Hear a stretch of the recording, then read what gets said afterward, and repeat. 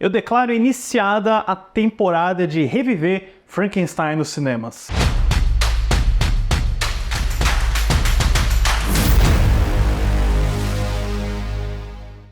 Olá, fãs da Sétima Arte, meu nome é Lucas Nascimento e esse é o Lucas Filmes, e hoje eu tô aqui para falar sobre Pobres Criaturas, novo filme do Yorgos Lanthimos, indicado aí a 11 Oscars nesse ano. Mas antes eu pedi para você curtir esse vídeo, se inscrever no canal e ativar o sininho para perder notificação dos próximos vídeos. Eu vou confessar que eu não sou tão chegado nem muito conhecedor no cinema do Yorgos Lanthimos, que é um cineasta grego que começou a ganhar bastante notoriedade, bastante espaço e atenção na indústria a partir da década passada, com filmes como Dente Canino, O Lagosta, que rendeu a primeira indicação ao Oscar de roteiro dele, O Sacrifício do Cervo Sagrado, com o Barry Keoghan e o Colin Farrell, e, obviamente, A Favorita, que foi um dos grandes sucessos do Oscar 2019, garantindo um Oscar aí inesperado para Olivia Colman em Melhor Atriz, além de ter iniciado a parceria do Yorgos com a 20th Century Studios, na época era a Fox, e a Emma Stone, com quem ele já tem aí uma série de projetos engatilhados, além desses dois que a gente vai comentar aqui. Mas o projeto de Pobres Criaturas parte de um desejo bem antigo já do Yorgos Lanthimos de adaptar esse livro do Alistair Gray, que é uma história meio fantasiosa, meio de terror, com muita inspiração no clássico Frankenstein de Mary Shelley, e o Yorgos consegue os direitos diretamente com o Gray antes dele falecer, lá em 2009, para só a partir de 2018, 2019, depois que ele já tem esse sucesso da Favorita em mãos, ele conseguir iniciar a adaptação do filme. Ajuda bastante o fato de que ele e a Emma Stone se tornam bastante amigos, e ele compartilha o projeto com ela e ajuda, né, a tirar do papel o fato de você ter a Emma Stone como produtora e também a atriz principal. O projeto também se estabeleceu na antiga Fox, agora com a Searchlight Pictures, com um orçamento de 35 milhões de dólares, um elenco estelar, que além da Emma Stone tem o Mark Ruffalo, o Willem Dafoe, o Rami Youssef, e assim, é um filme que tem bastante expectativa, ele tá desde o ano passado, quando ele foi exibido em Berlim ou Veneza, se não me engano, acho que foi Veneza, colecionou diversos elogios, prêmios e tá aí como o filme com o segundo maior número de indicações ao Oscar em 2024 e pode ganhar algumas categorias também, e eu finalmente assisti e eu posso dizer que pra mim foi uma experiência meio agridoce. Eu acho que tem aspectos muito bons aqui, mas me pareceu, olhando de longe assim, uma narrativa um pouco esticada demais para um tema meio repetitivo. A história do filme segue Bella Baxter, vivida por Emma Stone. Criada a partir de um experimento conduzido por Godwin, vivido por Willem Dafoe, Bella é o cadáver de uma mulher grávida que tem o cérebro de seu feto não nascido colocado em sua cabeça e posteriormente reanimada. Literalmente uma criança no corpo de uma adulta, Bella vai aprendendo sobre a vida e seus diferentes processos a partir de diversos encontros com figuras contrastantes. É engraçado, eu literalmente achei, quando eu vi os trailers e materiais desse filme, que era uma espécie de adaptação do Frankenstein, mas olhando por uma perspectiva bem diferente, né? Quase como se fosse a noiva de Frankenstein.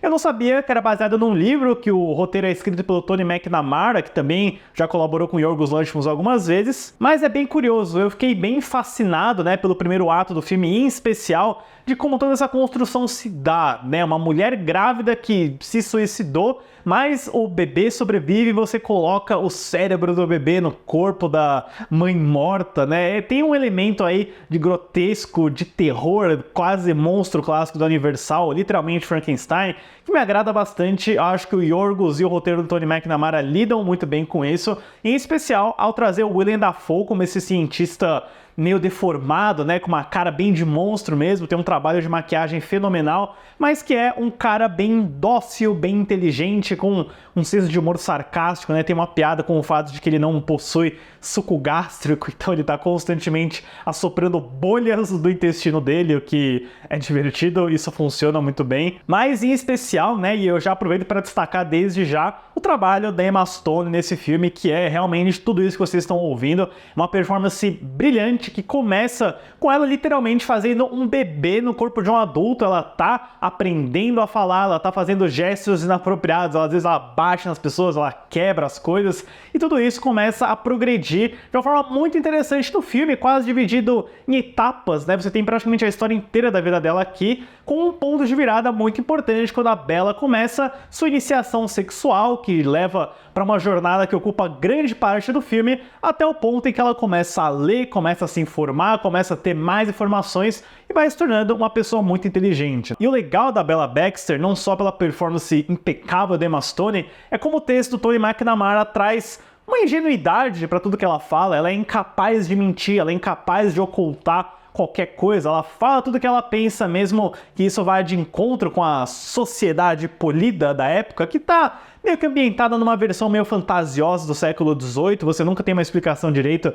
de em que mundo você tá. Você tem objetos voadores, você tem carros meio modernos. Eu acho que esse é um dos conceitos do filme que eu não gosto, por sinal, depois eu chego nisso, mas é muito legal ver essa personagem literalmente quebrando etiqueta, quebrando convenções, sendo uma figura que fala coisas sobre sexo, sobre comportamento, sobre pensamentos que você não imaginaria ver numa mesa. E isso acaba garantindo muitas cenas engraçadas por Pobres Criaturas. Eu acho que todo esse primeiro ato, que é quase uma comédia de interesses de peixe fora d'água, funciona muito bem. Eu só comecei a ter um pouquinho de problemas com o Pobres Criaturas quando ele começa a avançar muito. Ele é um filme de 2 horas e 21 que você definitivamente sente a adoração. A gente teve filmes mais longos nessa temporada, como Oppenheimer e O Assassinos da Lua das Flores, que pra mim passaram muito mais rápido, com um ritmo bem mais agradável do que o Pobres Criaturas, porque é aquele tipo de história meio episódica, né? Você vai acompanhando fases e eventos, você tem até uma divisão por intertítulos ao longo do filme, dependendo de onde a Bella Baxter tá passando, mas eu não sei, a minha impressão, principalmente quando a Bella entra no seu modo ninfomaníaco do Lars von Trier, é que fica muito repetitivo, sabe? Você tá vendo a personagem aprender sobre sexo, sobre as movimentações, sobre como ela pode se tornar feliz sozinha. E não sei, pra mim isso acabou tornando a experiência um pouco maçante demais, porque é um segundo ato muito longo que bate nas mesmas teclas, apesar da gente ter alguns personagens interessantes entrando aí, como é o caso desse advogado trambiqueiro vivido pelo Mark Ruffalo, que é literalmente um vilão que contorce o bigode. Ele tem um bigode, tudo isso.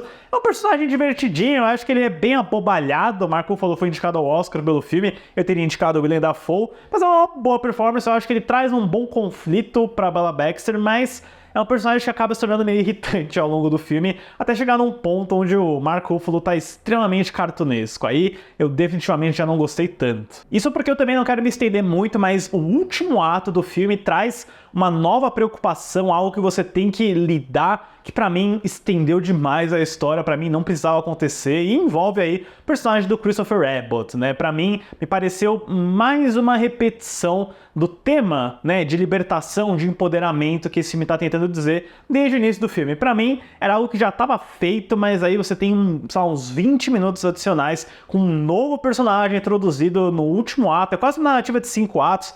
Pra mim, isso não ajudou muito a experiência. E sobre o Yorgos Lanthimos como diretor, eu tenho sentimentos mistos, sabe? Eu acho que A Favorita é um bom filme, mas eu nunca tive vontade de rever. E o Yorgos Lanthimos é muito famoso, é meio que a marca dele, o uso de lente grande angular, popularmente conhecida como fisheye, que distorce bastante a imagem. Você tá literalmente vendo dentro de um globo, né? E aqui no Pobres Criaturas, apesar de eu achar que isso favorece alguns dos maravilhosos cenários, designs e figurinos que você vê ao longo da história, pra mim tem momentos que é totalmente gratuito, sabe? Você vê o uso de uma lente angular fechada, depois mais fechada ainda dentro da mesma cena, com uma vinheta preta, como se fosse o olho de alguém.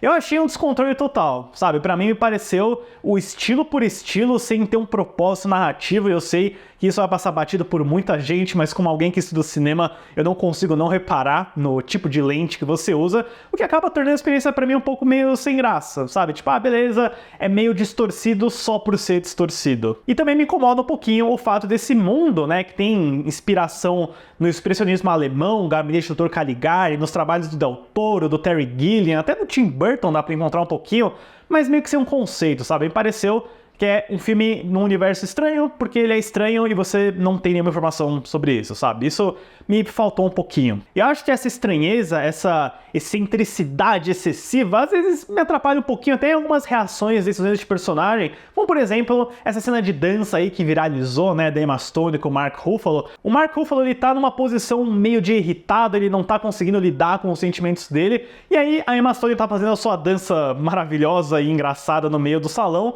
e o Mark Ruffalo simplesmente vai lá e dança junto, sabe? Eu senti falta, por exemplo, de uma reação dele, de uma tomada de decisão. Você vê que ele simplesmente vai lá e começa a dançar, sabe? Tem vários momentos assim onde eu não entendo direito o que os personagens querem ao longo do filme, e pra mim é questão que poderia ser resolvida por um diálogo, por um contraplano do Mark Ruffalo olhando, por exemplo. Mas que a cena de dança é divertida, não tem como negar. E a trilha sonora de um cara que eu não conhecia, do Jerskin Fendrix, que também foi indicado ao Oscar, é certamente uma das mais originais, mais únicas dessa temporada de prêmios. O Pobres Criaturas foi uma experiência curiosa, pessoal. Eu definitivamente reconheço diversos aspectos do filme. A Emma Stone, o Willem Dafoe, o trabalho de maquiagem, toda a estética, né, o trabalho de design de produção em especial é muito caprichado, mas é uma narrativa que pra mim estava muito interessante no começo, mas que acabou sendo muito repetitiva, acabou sendo um pouquinho enfadonha, e eu acabei meio cansado no final desse filme, sério. Eu acho que poderia ter sido um pouquinho menor, poderia ser um pouquinho mais